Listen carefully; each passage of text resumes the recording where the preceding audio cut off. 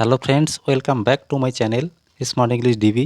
বন্ধুরা, আজকের ক্লাসে আমরা আলোচনা করতে যাচ্ছি অ্যাডভান্সড ইংলিশ সেন্টেন্সেস। যেমন আমি মেয়েটিকে নাচতে দেখলাম, আমি দেখলাম ফসলগুলো কাটা হচ্ছে, আমি দেখলাম কাজটি করা হচ্ছে, আমি দেখলাম জিনিসটি তৈরি করা হচ্ছে, আমি দেখলাম ভাত রান্না করা হচ্ছে।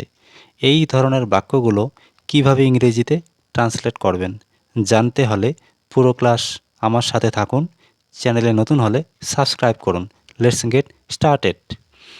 এই ধরনের বাক্য তৈরি করতে হলে প্রেজেন্ট পার্টিসিপল ব্যবহার করে বাক্যগুলোকে তৈরি করতে হবে।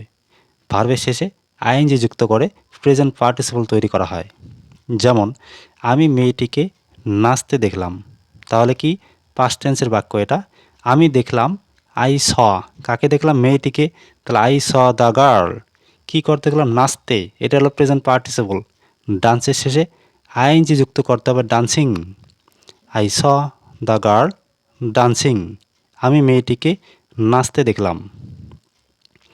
আমি তাকে হাসতে দেখলাম, তাহলে একইভাবে হবে আই স, তাকে অর্থে হিম অর হার, লাফ মানে হাসা, লাফিং। I saw him or her লাফিং, আমি তাকে হাসতে দেখলাম। ভিডিওটা কেউ স্কিপ করবে না, এরপর দেখো অন্যরকম বাক্য আছে, কিন্তু ভিডিওটি শেষ পর্যন্ত দেখো, দেখে থাকো, পরিষ্কার হয়ে যাবে। আমি দেখলাম কাজটি করা হচ্ছে, দেখো এই বাক্যটা কিন্তু পেসিফে আছে, কাজটি করা হচ্ছে, কে কাজটি করছে সেটা কিন্তু উল্লেখ নেই। তাহলে এই ধরনের বাক্য হবে আই স, আমি দেখলাম কাজটি, দ্য ওয়ার্ক বিং ডান, করা হচ্ছে। আমরা কন্টিনিউয়াস টেন্সে পেসিভ ভয়েসে বিং ব্যবহার করি, তোমরা সবাই জানো। তাহলে সেক্ষেত্রে দ্য ওয়ার্ক, তারপর কিন্তু বিং হবে, করা হচ্ছে, তাহলে ডু মানে করা, থার্ড ফর্ম হবে ডান। তাহলে I saw the work being done, আমি দেখলাম কাজটি করা হচ্ছে, পেসিভ ভয়েসে।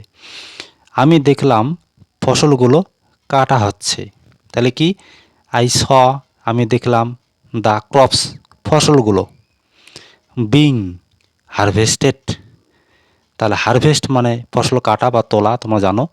তাহলে I saw the crops being harvested, আমি দেখলাম ফসলগুলো কাটা হচ্ছে। তাহলে এটাও পেসিভ ভয়েসে আছে, তোমরা বুঝতেই পারছো। ক্রপস, এখানে দ্য ক্রপস ফসলগুলো, তারপরে কিন্তু বিং ব্যবহার করা হবে। সে দেখলো কাপড়গুলো পরিষ্কার করা হচ্ছে, তাহলে কি হি স, সে দেখলো দ্য ক্লথস, কাপড়গুলো বিং ক্লিনড, পরিষ্কার করা হচ্ছে। তাহলে ক্লথস, তারপরে বিং, তারপরে ক্লিন মানে পরিষ্কার করা, তার থার্ড ফর্ম ক্লিনড, পরিষ্কার করা হচ্ছে। আমি দেখলাম দেওয়ালটি নির্মাণ করা হচ্ছে, তাহলে হবে আই স দ্য ওয়াল, আমি দেখলাম দেওয়ালটি বিং বিল্ট, নির্মাণ করা হচ্ছে। বিল্ট, BUILT, এটা হলো থার্ড ফর্ম। প্রেজেন্ট ফর্মটা হলো BUILD, আর সেকেন্ড ফর্মটা BUILT। তাহলে এখানে থার্ড ফর্ম ব্যবহৃত হয়েছে। আমি দেখলাম দেওয়ালটি নির্মাণ করা হচ্ছে।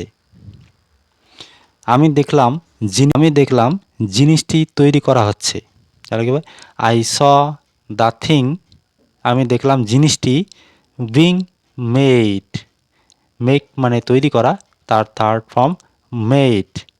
I saw the thing being made, আমি দেখলাম জিনিসটি তৈরি করা হচ্ছে। তাহলে পেসিভে আছে, এটাও কারো দ্বারাই করা হচ্ছে, সেই ব্যক্তি উল্লেখ নেই।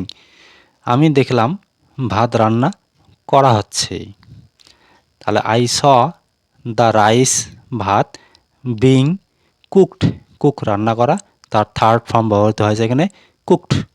তাহলে I saw the rice being cooked, আমি দেখলাম ভাত রান্না করা হচ্ছে।